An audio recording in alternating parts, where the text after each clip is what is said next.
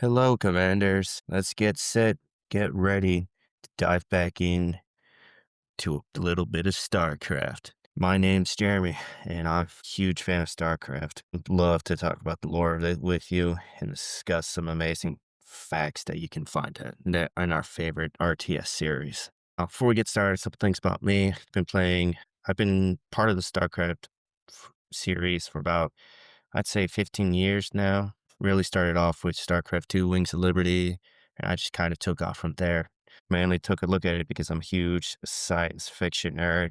I got started off with Star Wars and Halo. When I found StarCraft, it just sucked me in just as much as Star Wars did. And I kind of wanted to talk about StarCraft because I don't see a lot of people talking about it in this sort of format. And I figured, why not? I'll get started on it. So, a bit about this show, we're just going to kind of go over lore, facts, and talk about just anything StarCraft, from the books to the video games to hopefully the upcoming tabletop army game that's looking similar to Warhammer 40K, the Warhammer tabletop army games. So, this is the first episode. We're going to talk about something pretty important to the StarCraft series, perhaps one of the main important things. And we're going to talk about its setting, where it takes place, all the wars, battles, stories, everything in the game takes place in this small sector of space. Oh, that sector is called the Koprulu sector.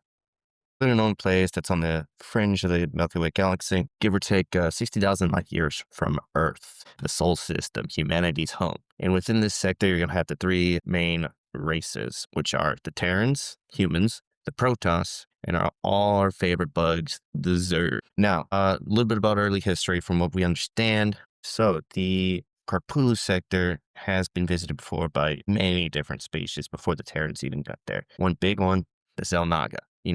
Those people who believed in cycles where life repeated cyclically and just wanted to create people and races, people, all that fun jazz, who ended up coming over there and orchestrate an infinite cycle of evolution to perpetuate their existence.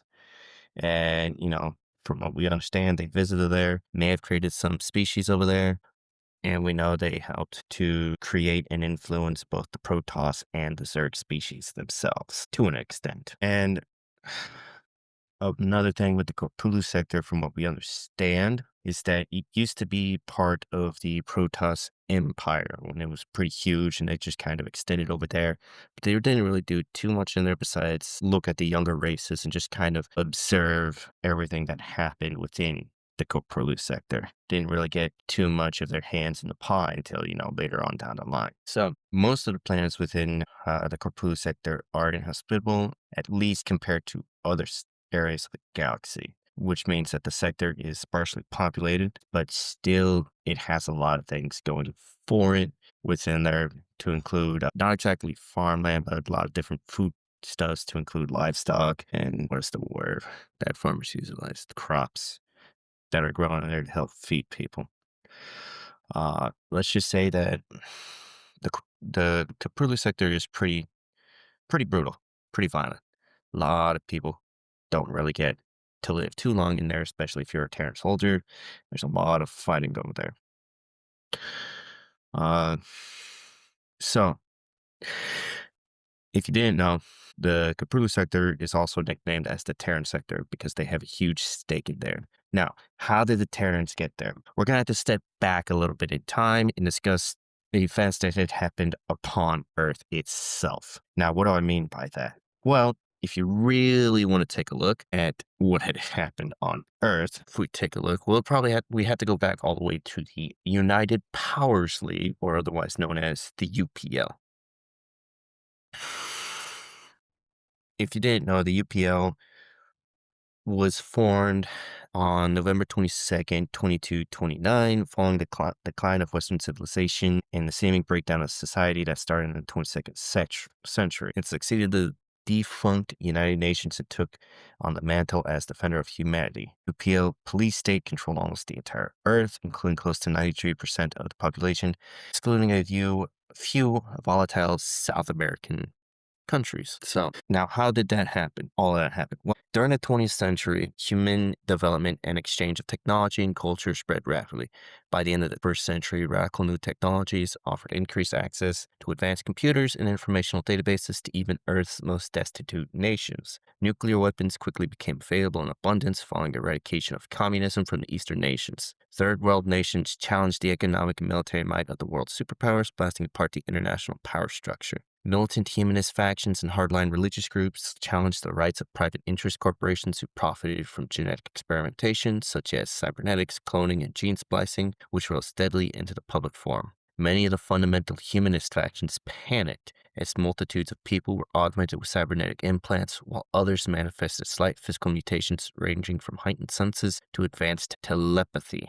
As technology continued to evolve and spread, world leaders sought ways to stem the growth of their nation's inhabitants. Despite this, Earth's population grew to an estimated 23 billion by the year 2301. Pollution and a lack of natural resources and affordable fuels added to the fire. As overpopulation and genetic alterations swept across Earth, popular sentiment held that it was plummeting towards an inevitable catastrophe. Many core international economic systems folded in upon themselves and shut down as tensions rose regarding the use and capitalization of cybernetics and genetic mutations. Acts of terrorism and violence erupted between the corporate sector and the humanist factions, resulting in forced police actions across the earth. Civil chaos was already rampant in many of the large countries, but media coverage of the police actions spurred it. The precarious balance of world power ultimately exploded into international pandemonium. Now, this allows the United Powers League to step in because the United Nations and most of the countries of Earth could not stop all of this that was happening. So you had many wars that included combatants like cyborgs, psychic mutants, different corporations up against different radical factions, all fighting against each other, trying to, bring their way of life to the forefront. And within that, the United Power League was formed and stepped up into place to be basically a police state to control all of Earth. Now, how does this lead to humans appearing in the Koprulu sector? Well, that's because of Project Purification. Basically, the PL embraced a philosophy called the divinity of mankind, wherein scholars argued that genetic alteration, hypertechnology, the use of psychoactive drugs led to the degradation of the human species. Actions of hardline members of the UPL result it caused the law to be enforced, which led to the launch of Project Purification, where its end goal was to remove mutations and unnecessary cybernetic prosthetics from the human population. And they did this by rounding up all these dissidents, hackers, synthetics, cybernetically enhanced, tech pirates, and criminals of every kind determined to ensure mankind's purity and survival as a species in the wake of ever-increasing cybernetic enhancements and mutations altering the human gene pool. And in the end, Project Purification was instituted, which led to a campaign of mass genocide in which over 400 million people were eradicated. But due to the state-controlled media, the general populace remained ignorant of the true scope of the genocide being perpetrated. And this project lasted for around nearly 80 years, give or take. Now, I would never, ever say, hey, let's just kill a bunch of people because they don't look like the rest of us. But the United Power Leagues, like we stated, had a philosophy that they believed in where humankind did not need all this to remain pure, to remain divine. Now, you got to remember, the UPL was basically sort of a fascist state, which, think of them almost like the Nazis had, just a little bit. Now, in the end, this resulted in a scientist named Doron Ruth who wished to seize power within the UPL. And his passions lay in colonization of planets outside the solar system. And he managed to get thousands of people captured during this, Project Purification period. They were brought to his secret laboratories with him planning to use them in his project to colonize the outlying world of Gantris 6 because their prisoners were deemed expendable. And so they took all these thousands of prisoners and put them in stasis for transport upon a lot of different supercarriers. Now, if I remember correctly, there were about, let's see, what was it? 4 of these ships. You had the I'm going to mess this up. Naglfar, Argo, the Serengo, and the Reagan. All these prisoners were taken up, rounded, and shoved into these ships and put for stasis so they could go travel to the world of Gantris 4 and colonize it. Now, within the lead ship of the Naglfar, it was loaded with Atlas, an artificial intelligence which processed data on genetic and cybernetic changes within the prisoners. Now, all these ships were scheduled for a 1-year trip towards Gantris 6. And Atlas continued to monitor the prisoners in stasis over the course of the journey, evaluating the numerous mutations and enhancements found within their gene pool. It soon became aware of a powerful mutagenic strain that existed in the DNA of less than 1% of prisoners and seemed to augment the latent psionic potential within the human brain. It calculated that many of the prisoners might benefit from these mutations within only a few generations should they survive in their new environment. These findings were recorded and relayed into Ruth's logs. Now, the prisoners were unaware that they were being recorded by the UPO, and, the UPO was consent to observe them without directly interfering in their affairs. Now, here's the big thing. The reason why they went to the Koprulu sector. The big thing is the navigation systems went haywire. The guidance system of the lead ship just went kaput. So instead of this year-long trip to Gantry 6, they just disappeared to the UPL. And they lost the location of Gantry 6 and Earth. And so, because of this, Earth thought these ships were lost. Now, Dora Ruth ended up becoming known by this time, and its reputation was ruined when the ships traveled past Gantris 6. And this caused them to be chased all the way to the Centauri colonies, which we'll go on later when we actually discuss the true history of humanity / Terrans. So let's go back to the ships, though. In the end, these ships spent about 28 to 30 years, give or take, within warp space. So, they're on travel for 3 decades in warp space, and, you can get pretty far. And so they eventually ended up emerging into the Koprulu sector in 2259. So 2 of the ships, Reagan and the Serengo, crash landed on Umoja. The Serengo suffered massive system failures during its atmospheric descent and smashed into the planet, killing everybody on board. The Reagan made a controlled descent and landed safely. Cold sleep chambers were deactivated. The passengers slowly awakened and tried to figure out where the hell they were and how long they had slept. But they found out that the Atlas had somehow erased all knowledge of their journey from their computer banks. The Argo landed on Moria, and all information regarding their current status was erased. And the last ship, the Naglfar, landed on Tarsonis. Its passengers accessed Atlas directly and confirmed the growing suspicions that they would never see Earth again. Even though the Atlas had suffered many critical failures, it was vital to giving them a head start when it came to establishing themselves. And so with this, they were determined to survive and grow and, just get the colonization and their communities growing and whatnot. So what ended up happening is that they stripped their wrecked ships for all essential materials. But here's the thing. Those ships were colony ships. So within there, they had stores of fertilized eggs, frozen embryos, extensive cloning to help increase population. And for the first few generations, they focused on, childbearing, getting as many humans up and going as they could. And that's how basically the humanity came forth. But while exploring, they noticed that they believed that the sector had been inhabited or at least graced by alien species before. Like we said, the Protoss observed the Koprulu sector within their empire, and you probably had all the Zelnaga ruins that were found because the Zelnaga built up stuff around there. A little bit more within the history of the Koprulu sector.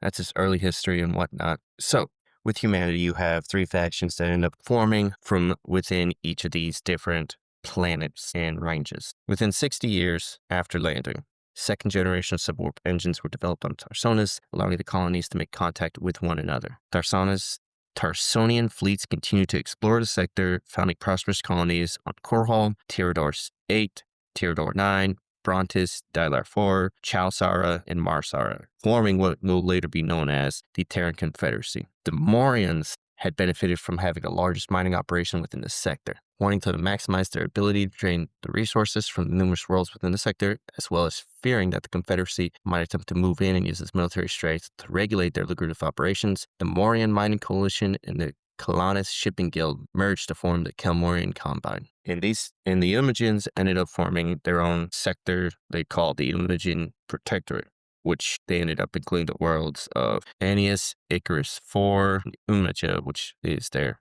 main world. And the Protectorate was formed in an emergency sitting of the Eumogen ruling council after it had seen the blatant abuse of the Terran Confederacy when it appropriated nearly all of the mining guilds affiliated with the Kilmorian Combine. My bad. Let's step back a bit.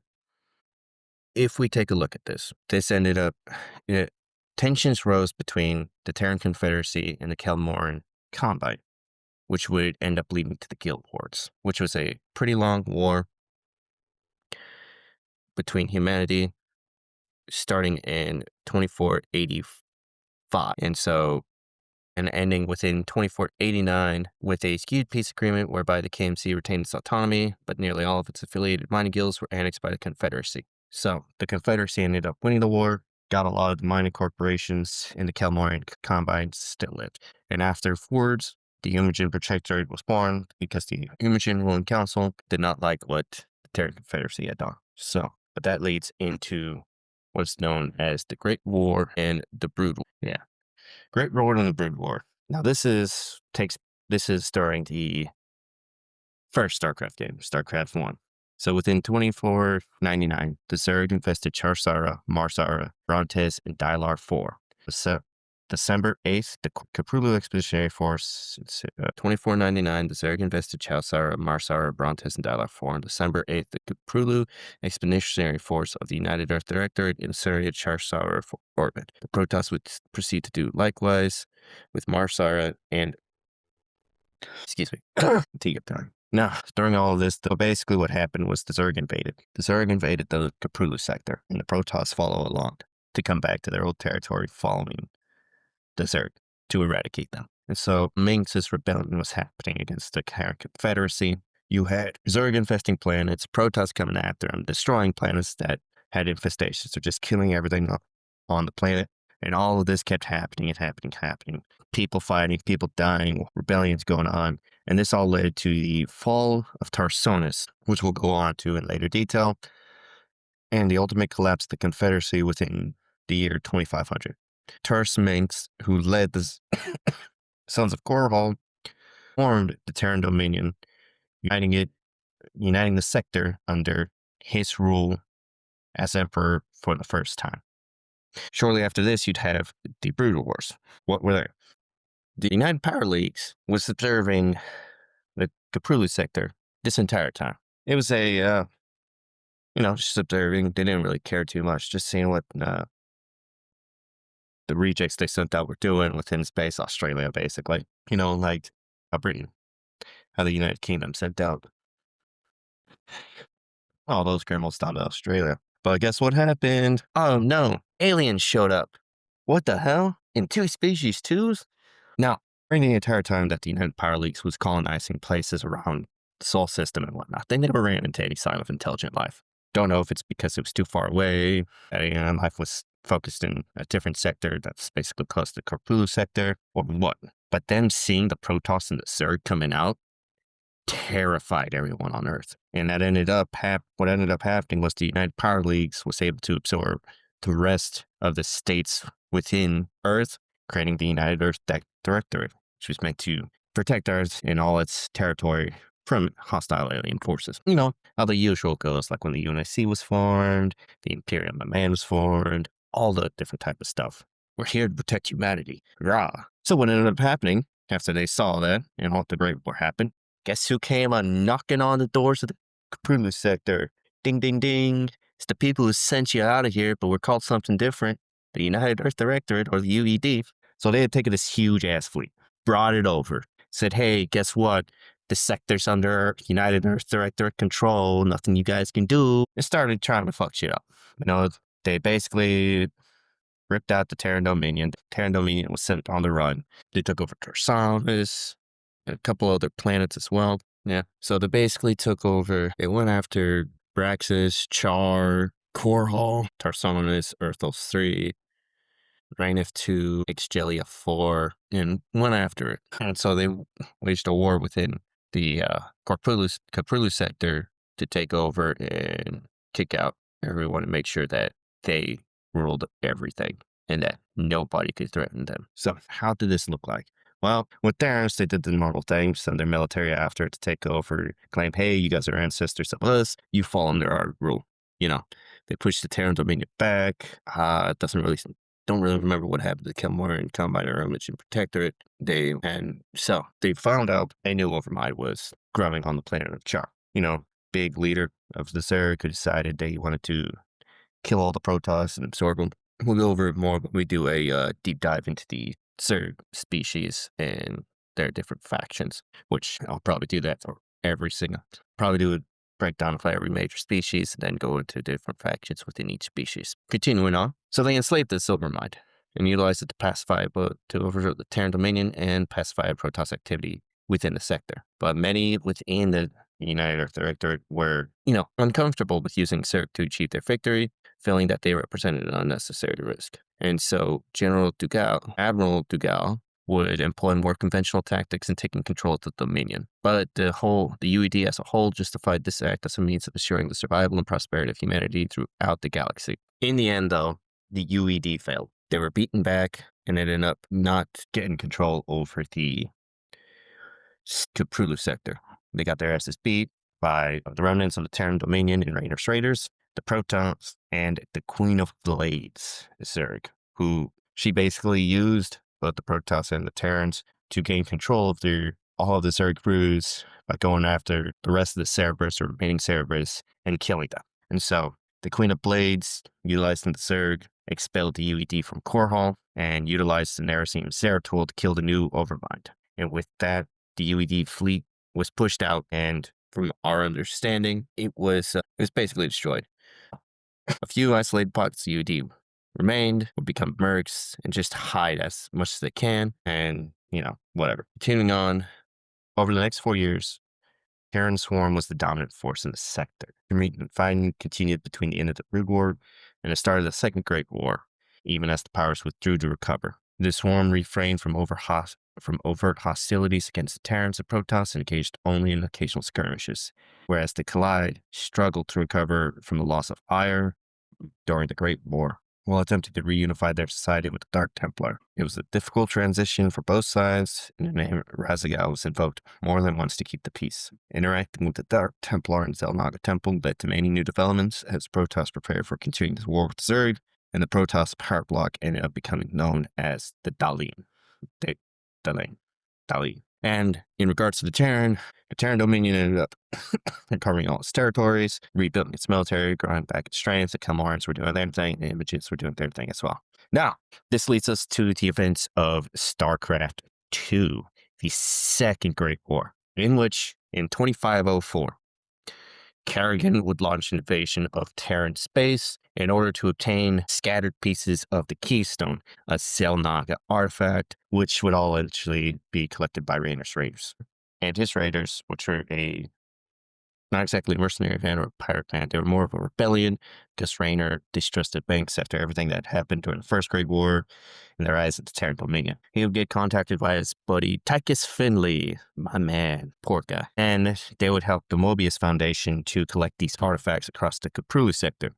Within this, he would get in touch with a specter named Tosh and Dr. Hansen and her colonists and would help each of them out. In the end, we don't know what happened to Tosh or Dr. Hansen. I believe the most canon choices, or at least my canon choices, is that, Rainer helps Tosh, reforms the Spectres, have them help him out. Dr. Hansen's people continue on living and fighting a new home. Bada bing, bada boom.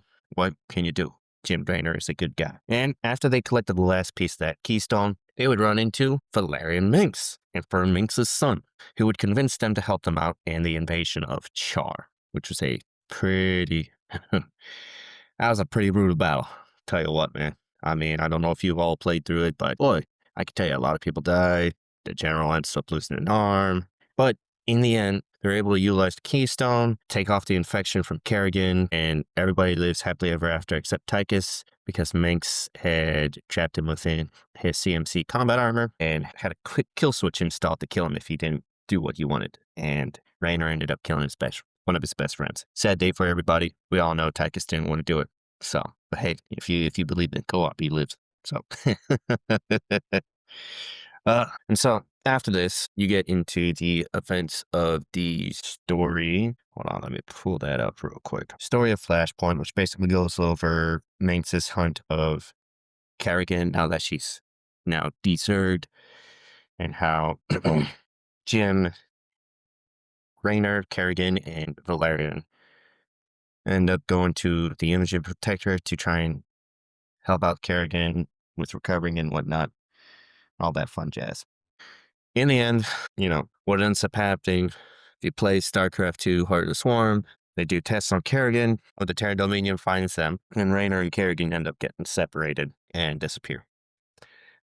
Jim ends up getting taken by the Terran Dominion, and Kerrigan ends up taking off on her own after she confirms with Valeria that, oh no, my romantic other was taken. What ends up happening is she ends up rejoining the Zerg. So, within that, she goes, unites some brews, attacks some people, finds the homeworld of the Zerg called Ceres, if I remember correctly. Is it Ceres? No, it's Cerato's the Protoss. Yeah, Ceres. And she ends up regaining all her Zerg-like qualities and ends up becoming an even more powerful psionic person. And so, ends up becoming the primal queen of blades again. She rescues Raynor. Raynor gets pissed off that all the work he did didn't matter. And so she goes after Minx and invades Core Hall.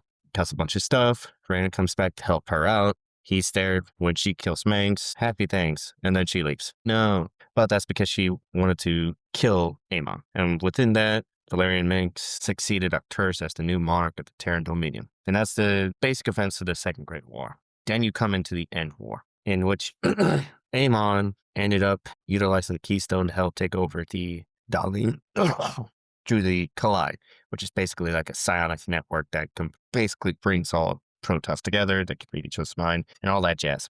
Well, Zeratul cuts off I'm going to get so much hate, but we'll go over it in Protoss.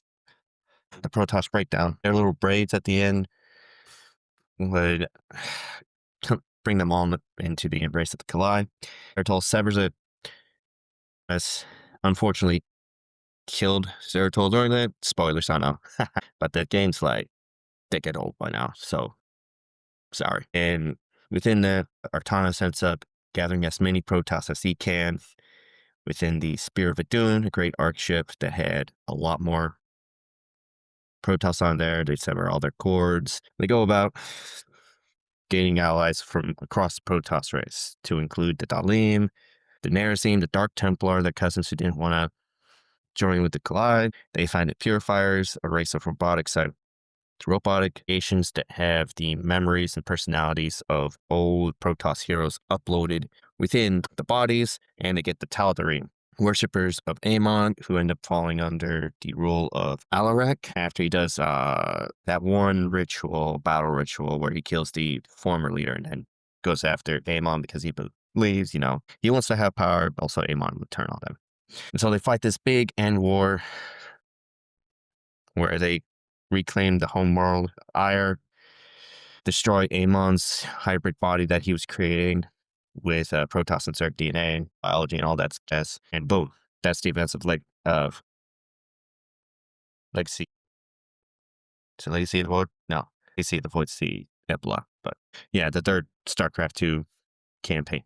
And then you have the epilogue, which is Legacy of Void, which is like, I think, what is it? So basically what happens in the end is that after going to Ire and reclaiming it, Artanis, Kerrigan, and James Rank. So in 2508, during the celebration of the reclamation of Ire, Kerrigan sent a transmission to the Spear of Adun and the Hyperion to both Artanis and James Raynor, requesting help to destroy Amon. Artanis set out with Selendis on the Spear of Adun and parts of his great fleet, while Jim Raynor set out with Matt Horner on the Hyperion.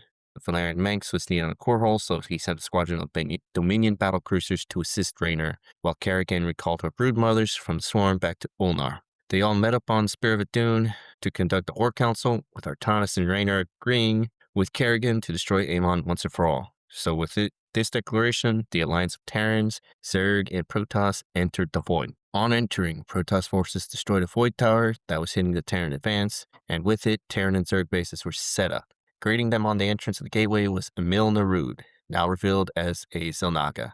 Kerrigan then sent for Alexei Stukov, who had a grudge against Narud when he was killed by Narud as Samir Duran. The Allied forces then advanced on the temple grounds, securing advanced positions to muster their forces. As the Void forces cleared, Stukov stood before Narud and took his revenge by killing him. The Root's death freed the last Selnaga to oppose Aemon Oros, who was disguised as Tassadar's ghost, surprising Artanis. Oros then revealed that only Kerrigan could defeat Aemon, since she's the only one that can handle the transformation into a Zelnaga. And while the Alliance held back the Void forces, Kerrigan gained the instance of a Zelnaga and became one herself. In utilizing this power, she went to face Aemon, backed by the entire Alliance. So facing Aemon, they helped Kerrigan destroy 7 Void crystals, shielding him, and then she confronted him herself. Declaring the universe free from his threat, Kerrigan destroyed Aemon with a powerful beam of energy. As Aemon exploded in blinding flash of light, Kerrigan ordered Rhaenyra and the others to flee from the Void. So, aftermath of this. 2 years after the Battle on Ire,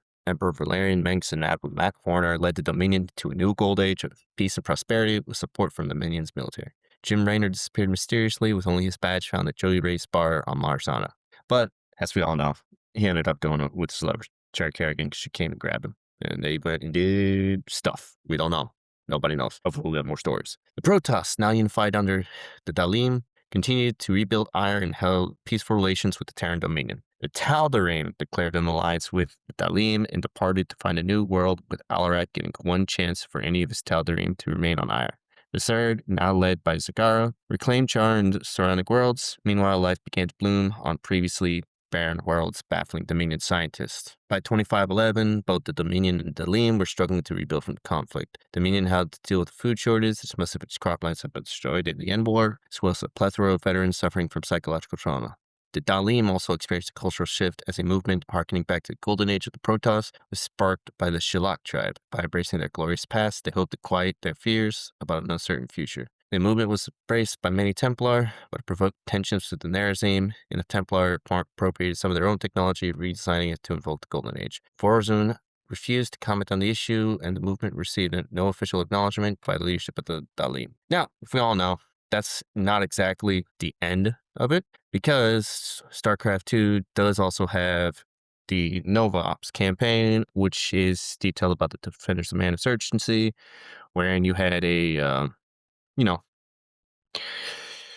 General Carolina Davis, who was a supporter of Arcturus Minx, the Emperor, and ended up creating the Defenders of Man as both a terrorist organization and an organization that was meant to show Valerian Minx's weaknesses so that he couldn't truly protect them. This ended up being where the general took a bunch of ghosts, mind-wiped them, made them think they were working for the Dominion, and placed psi amplifiers or psi emitters onto different planets to track the Zerg and have them attack, and then they'd come in and either defend or wipe out the Zerg that were on there to attack those planets. Tried to do it at the core hall. The Tal'Darim got involved because the Defenders Man decided to attack them and piss them off.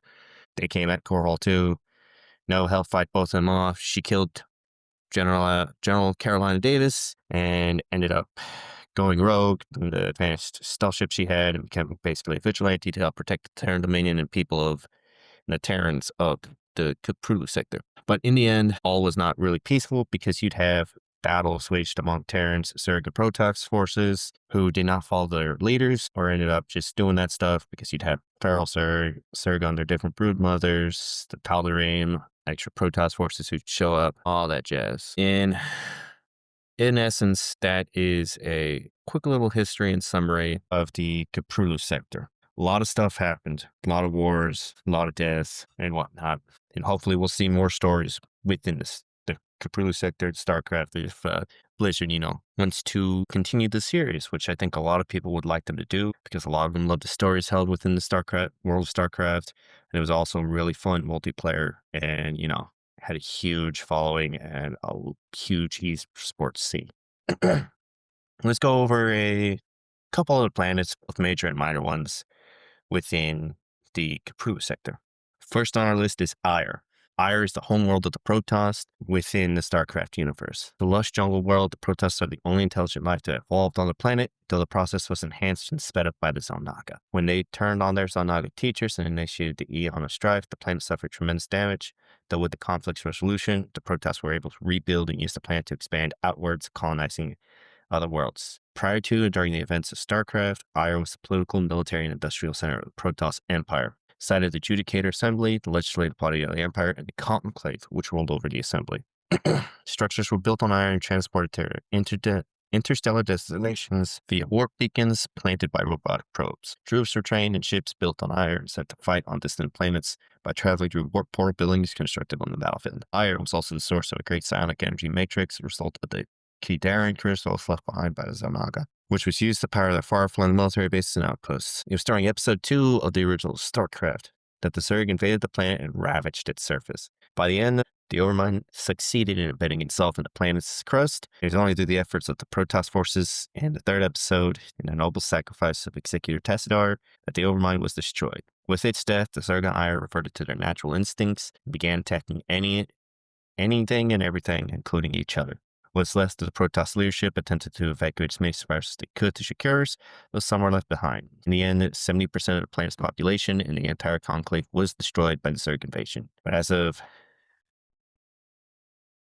the end of the StarCraft 2, it's been being worked on being rebuilt, and the Protoss have returned there. Though there are still some Zerg that they are still finding and eradicating. Another planet is Char, which is an unstable volcanic ash world that supports little native life. Colonized by the Zerg during the events of the first game to act as a safe birthing ground for the transformation of Sarah Kerrigan into the Queen of Blades. Several battles on the surface of Char had occurred between the Zerg, the Protoss, and the Terrans. The fighting continued until the Zerg Overmind discovered the location of Ire with Zeratul assassination of Zaz. Thereafter, the Overmind left Kerrigan behind on Char to deal with the remaining enemy forces while it traveled to the Protoss homeworld. During the events of the Brood War, Char again came into focus as the new home of the reborn Overmind, and the United Earth Directorate succeeded in invading it and capturing the Overmind for the use, but subsequently were driven off, and the Overmind was killed by Kerrigan, who assumed command of the entire Zerg swarm. Now, Char, by the end of StarCraft 2, is the primary base of operations of the Zerg under the new core hall system. Is it's a pretty important system. The main planet we know is Core Hall 4, which was one of the core colonies of the Terran Confederacy, considered one of its most treasured and pampered worlds. However, anti-Confederate sentiment was widespread among the populace, culminating in a rebellion against Confederate authority, led by Senator Angus Manx, the father of Arcturus Manx. The Confederacy's response of assassinating Angus and his family resulted only in Arcturus Manx taking his father's place as leader of the rebellion. Fearing that Core Hall secession from the Confederacy might result in other worlds breaking away, the Confederacy fired 1,000 Apocalypse-class nuclear missiles from Tarsonis and obliterated the surface of Core Hall, killing over 4 million Terrans. Surviving rebels, including Manx, renamed themselves the Sons of Core Hall and continued their campaign of terrorism against the Confederacy. And as we know, Manx ended up winning that campaign. He went back to Core Hall to rebuild and reclaim it and get rid of all the radiation and jazz. 10 years later, during the events of StarCraft with the fall of the Confederacy, Manx declared himself Emperor of the new Terran Dominion, and Core Hall as his Stonewall. While the planet was still devastated from the nuclear bombardment, reduced to little more than smoldering dust, radiation levels, however, were low enough to support the capital city of New Augustgrad and other settlements. 4 years later, during the Brood War, entering the invasion force of the United Earth Directorate captured Core Hall 4 for the UED, though Manx escaped with help from James Rayner. By the end, it was once again conquered, this time as a Cerebrate under the Queen of Blades control, which was part of the deal with Manx to return the planet to him in exchange for Cyanators. Vast number of resources was spent rebuilding the once ravaged world, and Core Hall 4 remains the capital of Terran Dominion as of the end of StarCraft 2, with Valerian Minx reigning as Emperor, but we don't know what happened to the elections on it. They kept him or not. Mar Sara was a core colony of the Terran Confederacy and setting of the first missions of StarCraft. At Char-Sar, the Zerg began infesting the planet by seeding its atmosphere with their spores. However, when the Protoss arrived to cleanse Marsara, they held off attacking. The Confederacy had mounted a clumsy counterattack to protect the planet from them, and Executor Tastar did not wish to kill any more Terrans than was necessary. Instead of attempting to rescue the population from imminent destruction, though, Confederate forces concentrated on evacuating their own equipment and personnel from the planet. This created a perfect propaganda opportunity for the Sons of Core Hall, who arrived with transport to save as many civilians as they could. They were thus able to gain the loyalty of the local colonial magistrate, Marshal James Rayner, both who joined the Sons of Core Hall. And as you know, StarCraft 2, you start out on Marsara, where it has settlements again, and the game ends at Marsara with James Rayner leading with Kerrigan. Moria, which is the capital of the Kelnoran Combine.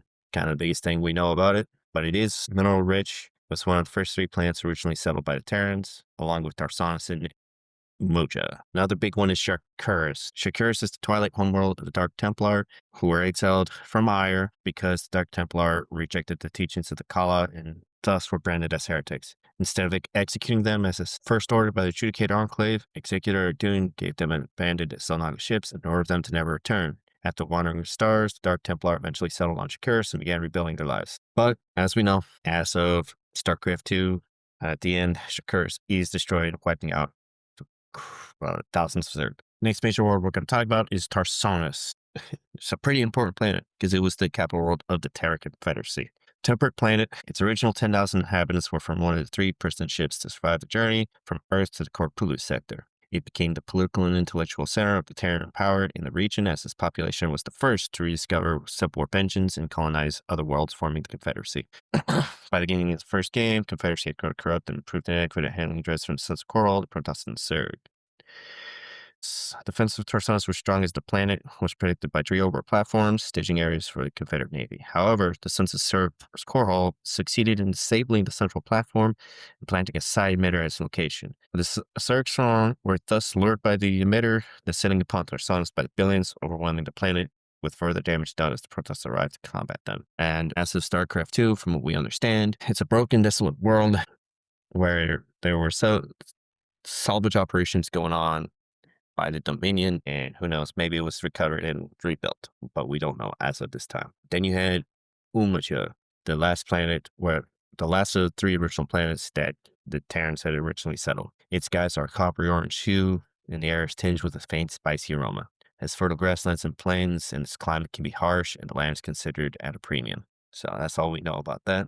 And then you have the world of Xeris, the original home world of the Zerg, an inhospitable planet wrought with severely unstable volcanic activity and home to several species of giant insectoid creatures capable of surviving the harsh atmosphere. Selnaga, an advanced cosmic race that sought to create and care for lesser races, journeyed through the universe to create a race with purity of essence. Selnaga settled on Xeris and chose the most insignificant life form upon the planet to create their new species, the larval creature known as the Zerg. They nurtured them, allowing them to affect their surroundings in almost parasitic ways. Eventually, the larvae began infesting the creatures of the planet by burying themselves in the spinal cord of the creature and assimilating their DNA, turning them into monstrosities. They thus spread rapidly across the planet, infesting every living life form on the surface while rapidly growing in numbers. And as we know, Amon would end up creating a Zerg overmind, binding many of the Zerg to the overmind's will, making them go after Selnaga, killing them, absorbing their essence, and killing most of the Selnaga race and assimilating them through the Zerg assault. This way, the Overmind gained knowledge of its master, including their experiments with evolution, protogenetics, and the use of Kadarian crystals, along with the existence of the Protoss. The Zerg, the Overmind's brood, would end up leaving Xeris, and thus leaving the primal Zerg on the planet. Now, this is a pretty long episode, my first one for this, so I'm hoping to get better. But that's all the planets, major planets that we can talk about. I'm just kind of mentioning that exists within the Koprulu sector. And as I said, this is just a brief overview of the Koprulu sector, the main setting of StarCraft series, and I hope we get to visit it more later on down the line. I know Blizz has a rough patch, but I'm always a guy who believes in second chances and that people can turn their lives around, or at least, turn the way they operate around. I plan to do more of these. I hope to get better with all of this, writing scripts, speaking, and just bringing information to you guys. I might try to do ad breaks in between to go over Patreon stuff if I end up creating a Patreon. I'm just doing this for the love of the game right now.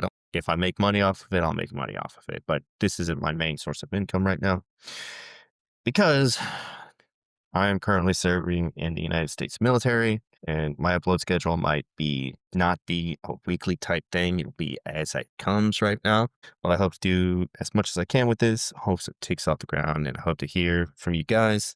I do have a Discord for this, and I've started it. I can add more channels to it, but I'd love to see you guys in there chatting out and talking about StarCraft, its lore, interesting facts about it, just talking with people, chatting with them, and just getting our love of this series back. Hopefully, with this, we can bring it into the spotlight again, along with all the new stuff coming out for it, which is the main thing I believe is the tabletop game, which I think is going to take off and be a major hit with people.